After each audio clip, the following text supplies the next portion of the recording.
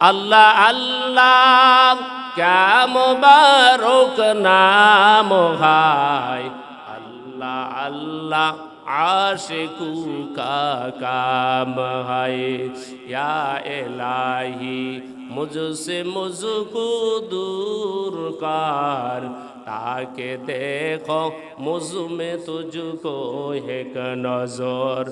दारुसालामे যদি যাইতে চাও, দারুসালাম নামক জান্নাতে যদি যাইতে চাও, সালামের প্রচলন বাড়াও।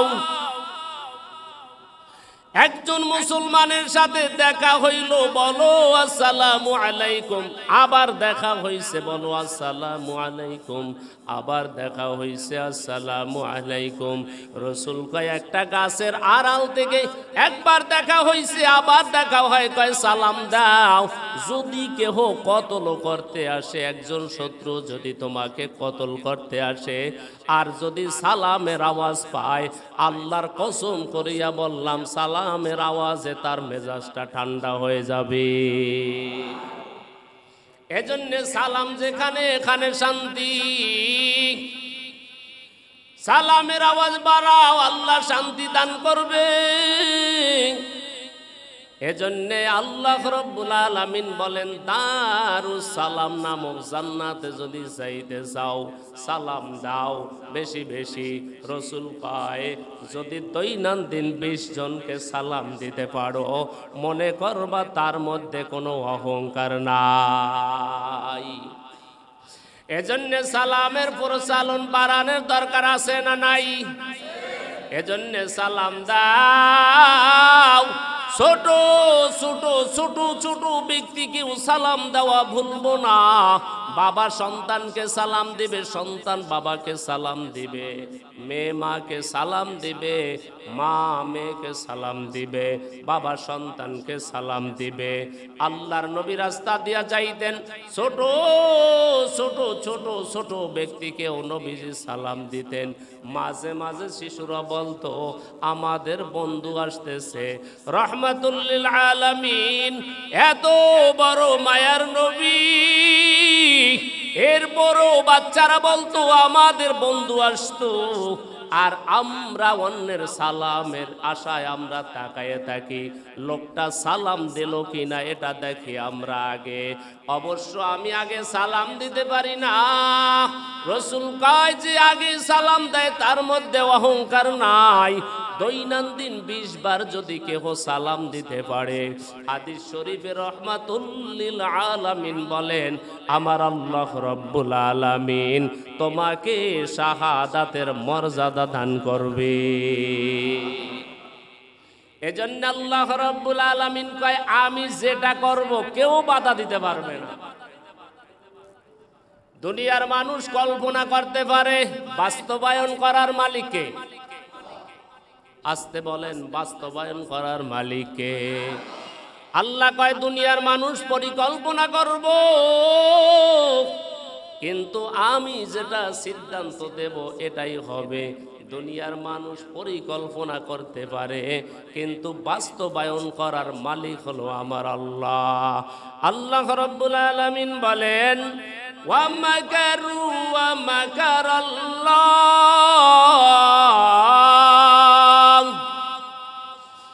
ওয়া মাকারু ওয়া মাকারাল্লাহ ওয়াল্লাহু খায়রুল মাকিরিন।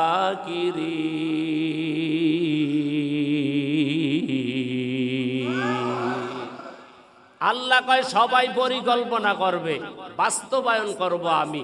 আমি যেটা বলবো ওইটাই হবে, মানুষ যেটা বলবে হবে না, আমি যেটা বলবো ওইটাই হবে। নমরুদ সব প্রজা, জ্যোতিষীন, গণক সবাইকে নিয়ে বসা।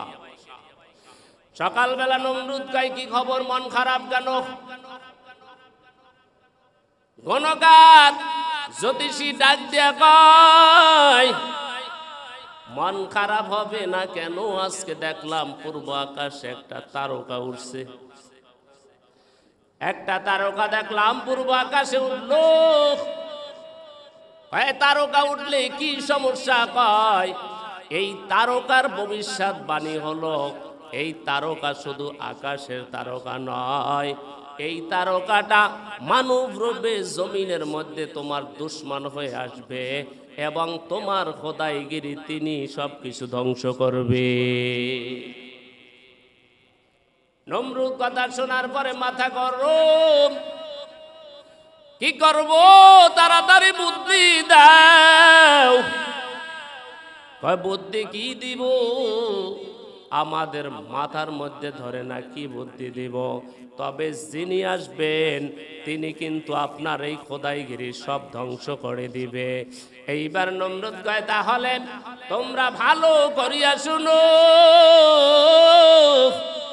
সব এলাকার মধ্যে, সব এলাকার মধ্যে আমার আইনটা চালু করিয়া দাও, সবার কানে কানে আমার কথাটা পৌঁছায় দাও, শহরেও পৌঁছায় দাও, গ্রামের মধ্যেও পৌঁছায় দাও। আমি যে এই শহরের বাদশা হয়ে আমি একটা আইন করলাম।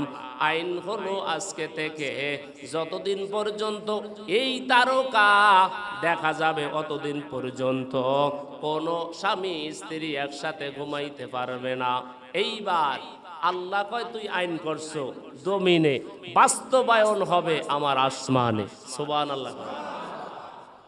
আগেই বলছিলাম ওয়া মাকারু ওয়া মাকারাল্লাহ আল্লাহু খায়রুল মাকিরিন।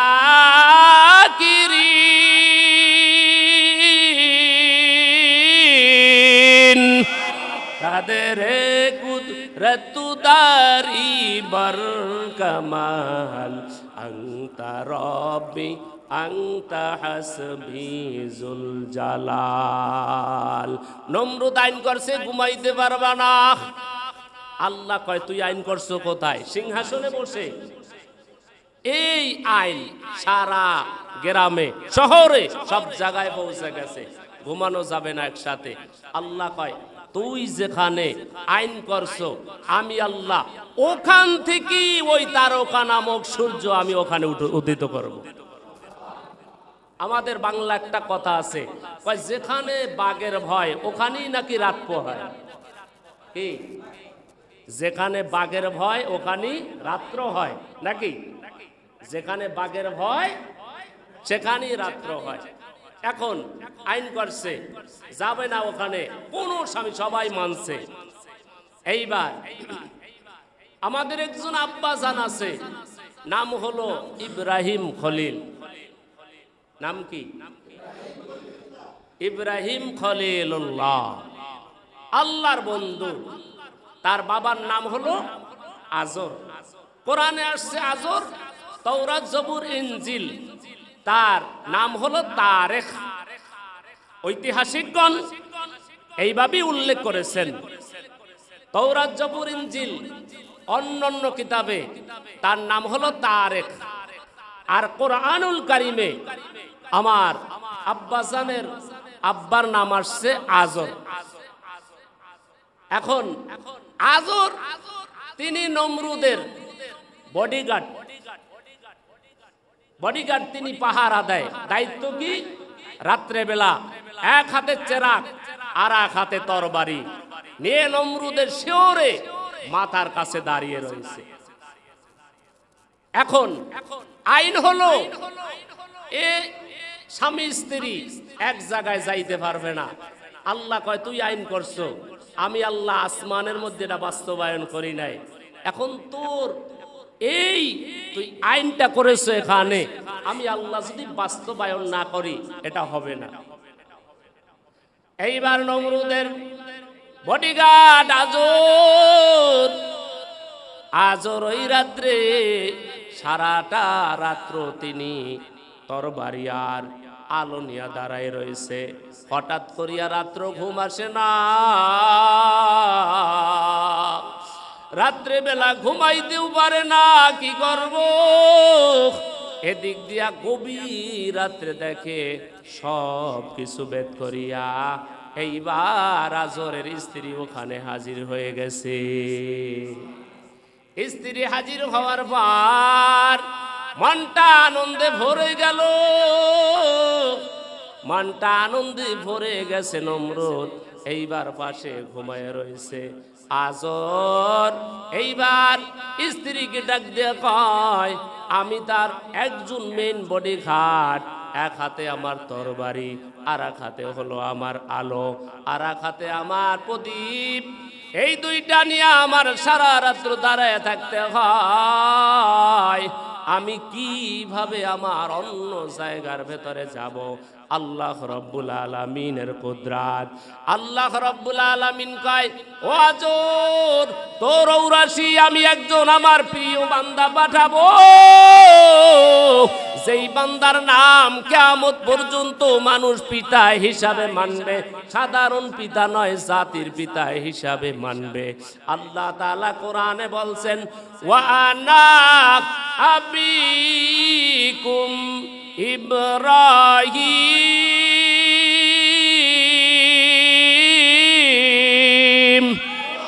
আল্লাহ কয় এই মানুষটা সাধারণ কোনো মানুষ হবে না, এই মানুষটাই হবে জাতির পিতা, এই মানুষটাই মুসলমানদের জাতির পিতা হবে। আল্লাহ রাব্বুল আলামিন কয়, আজর এইবার তরবারি আর প্রদীপ নিয়ে যখন দাঁড়ায় রয়েছে, আল্লাহ রাব্বুল আলামিন ওই আজরের কিনারায় একজন পরী নামক একজন মানুষরূপী মানুষ পাঠিয়ে দিয়েছে। আজর, আমি তোমাকে সহযোগিতা করার জন্য আসলাম। এইবার আসিয়া এক হাতে তরবারি আর এক হাতে প্রদীপ নিয়ে দাঁড়ায় রয়েছে। এটা কিন্তু দাঁড়ায় থাকার কথা নয়। আল্লাহ তাআলা কয়, এটা আমার কুদরত। আমার কুদরত যারা মানবে, যারা বিশ্বাস করবে, যারা কুদরত মানবে, দেখি দেখি যারা কুদরত মানবে, আমার কুদরত দেখিয়া তারা পুরাপুরি ইমানদার হয়ে যাবে।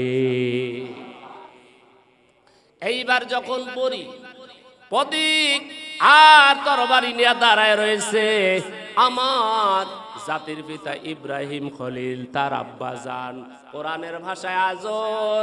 এই আজর তাওরাত, জাবর, ইনজিল কিতাবে তারক নামক ব্যক্তি এইবার স্ত্রীর সাথে কোথায় তিনি মিলন করবেন? এইবার নমরুদের পাশের কামরায়।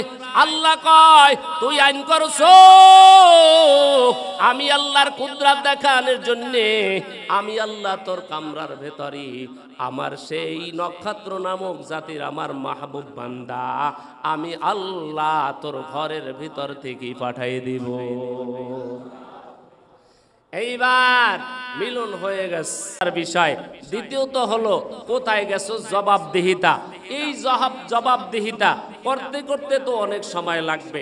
জবাবদিহিতা করা লাগবে না, আর লজ্জার বিষয়ে পড়া লাগবে না। সাবধানে যাও। এইবার আজরের স্ত্রী সাবধানে যাইতেছেন, চলতেছেন, সাবধানে বাড়িতে গেছেন।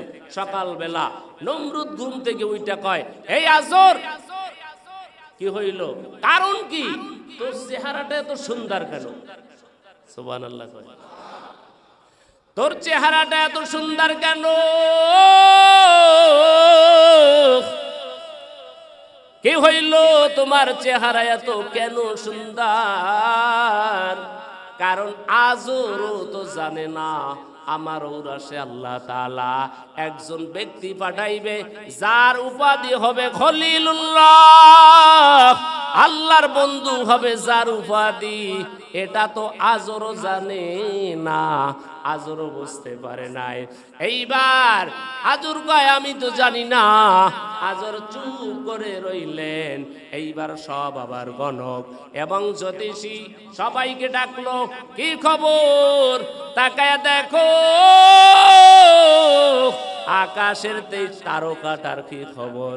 এইবার গণক এবং জ্যোতিষী সবাই গুনিয়া কয়, বাদশা অবস্থা ভালো না, 144 দ্বারাও কাজ হয় নাই। কার পূজারি করছেন, এরপরও কাজ হয় নাই। যেই তারকা ওখানে ছিল, যেই ব্যক্তি আপনার দুশ্মন হবে, গুনিয়া কয় এই ব্যক্তি আইসাই করছে। وَمَكَرُوا وَمَكَرَ اللَّهُ وَاللَّهُ خَيْرُ الْمَاكِرِينَ।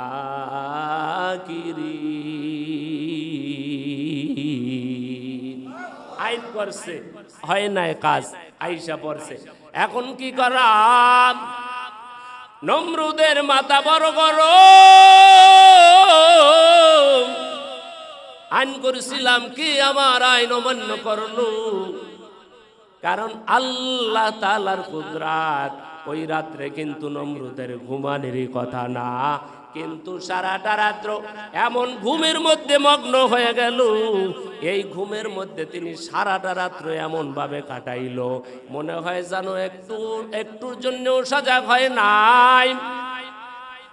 সারাটা রাত এমন ঘুম, সারাটা রাত এমন ঘুমায় গেল। আল্লাহ রাব্বুল আলামিন আজরের ঔরাসে এবং তার স্ত্রীর গর্ভে আল্লাহ তাআলা ইব্রাহিম খলিলকে পাঠাই দিলেন। এইবার নমরুদের মাথা গরম, আমার শত্রু নাকি আইসা পড়ছে, আইন করছে আজকে থেকে 1 বছর পর্যন্ত যত পুরুষ সন্তান যতগুলা জন্মগ্রহণ করবে সবাইকে তোমরা কতল করো। নমরুদের আইন শুনিয়া সবাই যত ছেলে সন্তান যত জন্মগ্রহণ করতেছে এইবার সবাইকে কতল করিয়া দিতেছে। আল্লাহ রাব্বুল আলামিন কয় কর কতল, আমার কৌশল বড় কৌশল, তুই আইন করছো এটাও বাস্তবায়ন হবে না, আমি যেইটা আইন করব এইটাই বাস্তবায়ন হবে। এইবার ইব্রাহিম খলিল আল্লাহ তাআলার মাহবুব একজন পয়গম্বর, ইনি যখন জমিনের মধ্যে আসবেন আল্লাহ রাব্বুল আলামিন বলেন নমরুদ ওইবার হাজার হাজার সন্তান কতল করলো, কিন্তু কতল করার পর ইব্রাহিম খলিল তিনি আজরের ঔরাসে তার স্ত্রীর গর্ভে আসতেছেন, গোপনে গোপনে সময় কাটতেছেন। 9 মাস যখন হয়ে গেল তিনি এক জায়গার মধ্যে মাটির ভেতরে একটা গর্ত করেছে, এই গর্তের মধ্যে বসবাস শুরু করিয়া দেয়। এই গর্তের মধ্যে বসবাস করলো, মাটির গর্তের মধ্যে ইব্রাহিম খলিলের জন্ম হয়। মাটির গর্তের মধ্যে যখন ইব্রাহিম পয়গম্বরের জন্ম হয়ে গেল, এইবার তার আম্মা জানের টেনশন, এত সন্তান কতল করলো, না জানি আমার সন্তানকেও মনে হয় নমরুদের বাহিনী কতল করে ফেলে। এজন্য তিনি গর্তের মধ্যে রাখিয়া বাড়ির মধ্যে আসে বড় সাবধান। এইবার যখন আজরের স্ত্রী ইব্রাহিম খলিলের আম্মা জান ইব্রাহিম পয়গম্বরকে গর্তের মধ্যে রাখিয়া যখন বাড়িতে আসে, ও যুবক ও নবীর উম্মতের দল ভালো করিয়া শুনেন, এইবার যখন ইব্রাহিম পয়গম্বরকে গর্তের মধ্যে রাইখা আসতেছেন, আল্লাহ তাআলার কি কুদরত, আজরের স্ত্রী যখন ওই গর্তের মধ্যে যখন রাইখা আসতেছে, আল্লাহ রাব্বুল আলামিন জিবরাইলকে ডাক দেয়া কয়, ও জিবরাইল যাও যাও, আমার পয়গম্বর গর্তের মধ্যে একা, আমার পয়গম্বর গর্তের মধ্যে একা একা ভয় পাইতে পারে, যাও গর্তের মুখটা একটা পাথর দিয়ে আটকায়া দাও, আমার বন্ধু ক্ষুধার্ত হলে তার হাতের মধ্যে 2টা নহর জারি করিয়া দাও, একটা আঙ্গুল থেকে মধুর নহর জারি করিয়া দাও, আর একটা আঙ্গুর থেকে দুধের নহর জারি করিয়া দাও। এইবার জিবরাইল আমিন আয়েশা যখন ইব্রাহিম পয়গম্বরের আম্মা জান রাখিয়া যখন যাইতো, অটোমেটিক ওই গর্তের মুখের মধ্যে একটা পাথর আসিয়া অটোমেটিক সিস্টেমে আটকিয়া যাইতো, গর্তের মধ্যে তার কেউ নাই। এইবার জিবরাইল আমিন আসিয়া 2টা আঙ্গুল ইব্রাহিম খলিলের মুখের মধ্যে ভরিয়া দিতেন, একটা আঙ্গুল থেকে মধু আসতো আর একটা আঙ্গুল থেকে দুধ আসতো। চলতেছে অনেক দিন, প্রতিদিন তো আসতে পারে না, কারণ দুশ্মন দেখলেই তো মাইরা লাইব, কথা কয় না, ঠিক না? কিন্তু ইব্রাহিম খলিলের আম্মা জান চোখের মধ্যেও রাত্রে বেলা ঘুম নাই, দিনের বেলাও বড় টেনশন। আমার সন্তানকে দেখলেই তো এইভাবে মেরে ফেলবে, কি করা যায়? এইভাবে গর্তের মধ্যে ইব্রাহিম পয়গম্বর 7 বছর গর্তের মধ্যে ছিলেন। ও অধিকাংশ মুফাসসিরিনে কেরামের মত 7 বছর ছিল। একদিন যখন ইব্রাহিম পয়গম্বরের আম্মা জান যখন গর্তের মধ্যে আসলো, গর্তের মধ্যে আসার পরে কয়, আম্মা জান একটা প্রশ্ন আপনার কাছে আমার ছিল। কয়, কি প্রশ্ন তুমি ছোট মানুষ করবা?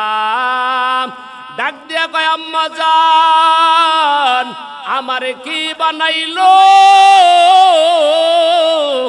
আমার রবকে আমি জানতে চাই। এইবার ইব্রাহিম পয়গম্বরের আম্মা জান কয়, তোমার রব হইলাম আমি। জোরে কও নাউজুবিল্লাহ। আমি হইলাম তোমার রব, আমি হইলাম তোমার পালন কর্তা। কারণ তোমাকে আমি ভূমিষ্ঠ করেছি, তোমার খাবার আমি দিতেছি। ইব্রাহিম পয়গম্বর কয়, আম্মা জান আমার রব আপনি, তবে আপনার প্রভুকে? কয়, আমার রব আমার প্রভু হলো তোমার বাবা। কয়, আমার বাবার প্রভুকে? কয়, তোমার বাবার প্রভু হলো নমরুদ, সবার প্রভু হলো নমরুদ। এইবার ইব্রাহিম পয়গম্বর কয়, আম্মা জান আমার মনে হয় যেন উত্তরটা সঠিকভাবে হয় নাই, উত্তর দিতে পারলো না। এইবার ইব্রাহিম পয়গম্বর কয়, আম্মা জান ভালো করিয়া শুনো, আসল করিয়া বলো আমাদের রব কি? ও আসলিয়ার মুসলমান আওয়াজ করিয়া বলো আমাদের রবকে, আরো আওয়াজ করিয়া বলো আমাদের রবকে। এইবার ইব্রাহিম পয়গম্বরের কথাটা শুনিয়া এইবার আজরের স্ত্রী পুরা স্তম্ভ, পুরা থম খাইয়া গেছে। গর্ত থেকে বের হয়ে দৌড়ায়া স্বামী আজরের কাছে যায়। আজরের কাছে যায়, কয়, প্রাণের স্বামী আমার, আজকে তোমার সন্তান এমন কিছু প্রশ্ন করেছে, এই প্রশ্নের উত্তর আমি দিতে পারি নাই। আমার কাছে কেমন জানি মনে হয়। কয়, কি প্রশ্ন করলো? কয়, তোমার সন্তান কয় তার রবকে? আমার রবকে। তোমার রবকে? কয়, উত্তর দিছো কি? বলছি তার রব হইলাম আমি, আমার রব হইলা তুমি, তোমার রব হইল নমরুদ। কয়, উত্তরটা সঠিক হয় নয়, আমাদের সবার রব হলো নমরুদ, তিনি হলো আমাদের সবার প্রভু। এইবার আজরের মাথা গরম, কারণ আজর চিন্তা করছিল ওই যে নমরুদ আইন করেছিল, যেই ব্যক্তি তার দুশ্মন রূপে জমিনে আসবে গো, ওই দুশ্মন মনে হয় আমার ঔরাসে এসে পড়েছে। এইবার আজর ডাক দিয়া কয়, টেনশন করিও না, আর একটু বড় হলে মনে হয় আমার সন্তানটা ঠিক হয়ে যাবে। এইবার ইব্রাহিম পয়গম্বর আর একটু যখন বড় হয়ে যখন আসছেন, এইবার আম্মা জানকে ডাক দেয়া কয়, আম্মা জান আমার মনটা ভালো লাগে না, আমার রবের পরিচয় চাই। আমাকে কে বানাইলো?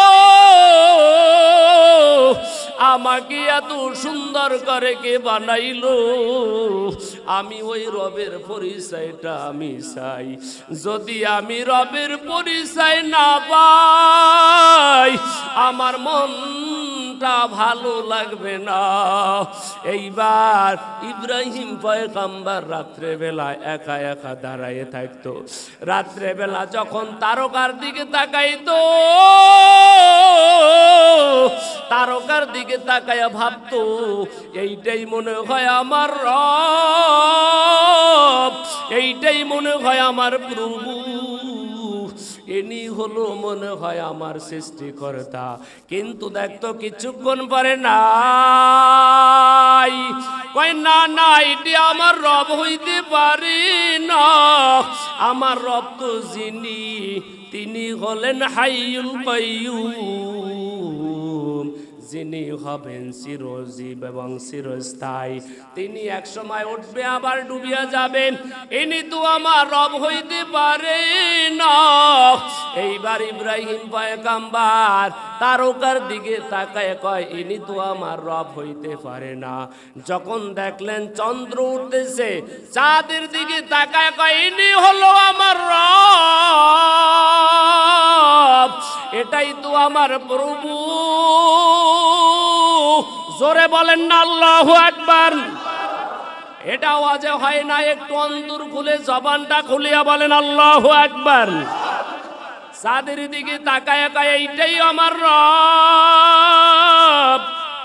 দেখলো না না, কিছুক্ষণ পরে আবার ডুবিয়া গেল। ইব্রাহিম পয়গম্বর কয় না না, এটা তো আমার রব হইতে পারে না। আমার রব হবেন যিনি তিনি কখনো ডুবিয়া যাবে না, তিনি উঠবেন আবার ডুবিয়া যাবে, এইটা তো হইতে পারে না। টেনশনে রাত্রে বেলা ঘুমাইতে পারে না। সকাল বেলা উঠিয়া দেখি পূর্ব আকাশ থেকে কত সুন্দর ভাবে একটা সূর্য উঠল। এইবার সূর্য ওঠার পরে, সূর্য ওঠার পর তাকায় কয় এইটাই তো আমার রব, এত সুন্দর আলো দিতেছে, এত সুন্দর ভাবে আলো দিতেছে, এইটাই আমার রব। সন্ধ্যার সময় দেখে আবার এটা ডুবিয়া গেছে, কয় এটাও আমার রব হতে পারে না, আমার রব তো কখনো অস্ত যাবে না, আমার রব সব সময় থাকবে, আমার রব ছিল আছে থাকবে, কথা ঠিক কিনা? আমার রব ছিল আছে থাকবে, আমার রব কখনো ডুবিয়া যাবে না। এইবার তার আব্বাজানের কাছে যাইয়া ডাক দিয়া কয় আব্বাজান, আমাদের রবকে একটু ভালো করিয়া বলো। এইবার আজর ডাক দিয়া কয় আমাদের সকলের রব হলো নমরুদ। এইবার ইব্রাহিম পয়গম্বর কয় ওই নমরুদ যদি আমাদের রব হয়, আমি একটু দেখতে চাই রব কেমন, আমার রবের চেহারাটা দেখতে চাই। এইবার আজর ডাক দেয়া কয় তুমি তো ছোট মানুষ, রবকে দেখতে হলে যোগ্যতার দরকার, যাও যাও যাও। মুফাসসিরিনে কেরাম বলেন আজর এমন ব্যক্তি ছিল, তিনি মূর্তি বানাইতো, মূর্তি বানায়া বানায়া তিনি বাজারে বিক্রি করত। এখন আমাদের আব্বাজান জাতির পিতা নাম জানি কি? সবাই কইতে পারে না, নাম কি? আজর ডাক দেয়া কয় এগুলা নাও। কয় কোথায় নিব? কয় বাজারে। কি করব? কয় এগুলা নিয়া বাজারে বিক্রি করো, বিক্রি করলে তাহলে তোমার ধারণা হবে, বুঝতে পারবা, রবের পরিচয় জানবা। এইবার ইব্রাহিম খলিল ডাক দেয়া কয় আব্বাজান, এখানে তো অনেকগুলা মূর্তি দেখা যায়, অনেকগুলা দেবতা দেখা যায়, সবগুলার ক্ষমতা কি এক? কয় না না, এক একটার এক এক পাওয়ার। এইটা যদি কেহ পূজা করে তাহলে সাপে কামড় দিবে না, এইটা যদি পূজা করে কেউ গরিব হবে না, এইটা যদি পূজা করে কারো সন্তানবিহীন থাকবে না, এইটা পূজা করলে কলেরা হবে না, এইটা পূজা করলে বসন্ত হবে না। এইবার ইব্রাহিম খলিল দেখে তাকায়া এক এক প্রভুর এক এক পাওয়ার, এক এক মূর্তির এক এক পাওয়ার নিতেছে। বাবার কথা তো এইবার মাথার মধ্যে নিছে, মাথার মধ্যে নিয়া এইবার পথের মধ্যে যাইতেছে। আল্লাহর কুদরত, ইব্রাহিম পয়গম্বরের এমন স্ট্রেঞ্জার ব্যাগ হইছে, এখন আর সামনে চলা যায় না, সবগুলা নামাইছে, নামাইয়া স্ট্রেঞ্জা করতে বসছে, প্রস্রাব করতে বসে থাকে, প্রস্রাবের আওয়াজ হবে তার সামনে, কিন্তু দেখে যে আওয়াজ হইতেছে পিছে, তাকায় দেখে কি রে, কি হইল? তাকায়া দেখে পিছনে বিশাল এক কুকুর। এই কুকুরে আইসা দেখে সব দেবতার আপনার মুখের মধ্যে প্রস্রাব করতেছে, সব প্রস্রাব করতেছে। এটা কার কুদরত? আসতে কয় কার কুদরত? কাদের কুদরত দারি বর কামাল আনতা রব্বি আনতা হাসবি জুল জালাল। ইব্রাহিম পয়গম্বরের মাথা গরম। আমার আব্বাজান বলল এগুলা পূজা করলে এক এক মূর্তির এক এক পাওয়ার, কিন্তু আমি তাকায়া দেখলাম কুকুরে প্রস্রাব করে, এইটাই তো ফিরাইতে পারলো না, তাহলে কেমন পাওয়ার হবে? এইবার ইব্রাহিম পয়গম্বর কয় যেহেতু খোদা, তাহলে প্রস্রাব করছে কুকুরে, এখন দৌত করা দরকার। সবার পায়ের মধ্যে রশি লাগাইছে, লাগাইয়া সব দিনে পানির মধ্যে ফালাইছে।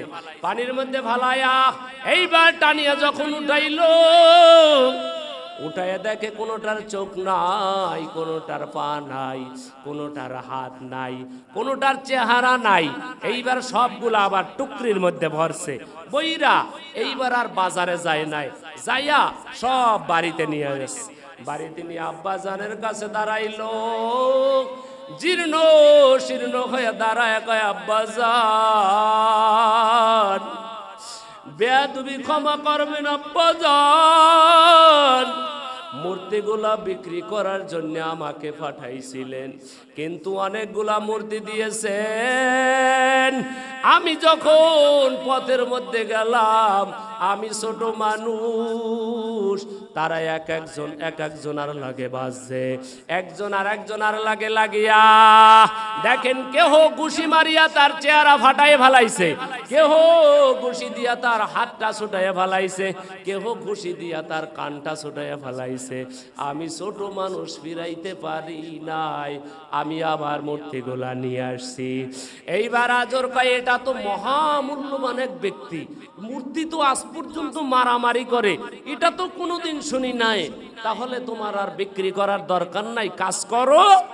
এইবার তুমি আস্তে আস্তে বড় হও, ভাবো যে তোমার রবের পরিচয় তুমি পাইবা। কয় তুমি না বলছিলা আমাদের রব নমরুদ? কয় হ্যাঁ, নমরুদ হলো আমাদের পূর্ব। এইবার ইব্রাহিম খলিল কয় যদি আমাদের রব নমরুদ হয়, আমি আমার রবকে দেখতে চাই। জোরে পান সুবহানাল্লাহ। আমার রবকে আমি দেখব। আজর কয় চলো চলো চলো চলো।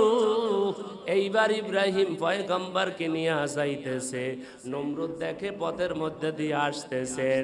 নমরুদ এমন কালো ছিল, চেহারা এত কুচরি ছিল, এজন্যে মুফাসসিরিনে কেরাম বলেন নমরুদ সবসময় বোরকা পইরা চলতো। বেশি সুন্দর হইলেও সমস্যা, আবার বেশি কালো হইলেও সমস্যা, কথা কয় না। যেমন ইউসুফ পয়গম্বর বেশি সুন্দর, এর দিকে যেই নারী একবার তাকাইতো পাগল হয়ে যাইতো, এই জন্যে ইউসুফ পয়গম্বর পুরুষ হওয়ার পরেও বোরকা পরে চলতো। আর নমরুদ তিনি অনেক কালো কুচরি, দেখলে মানুষ ঘৃণা করবে।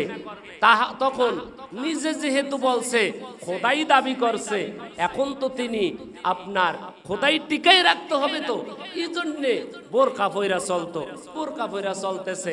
ইব্রাহিম পয়গম্বর যখন যায় কয় তুমি নাকি খোদা। একটা কথা চিন্তা করবেন, যে ব্যক্তি আপনার ছোটবেলায় বোঝা যায় এই লোকটা বড় হইলে কি হবে।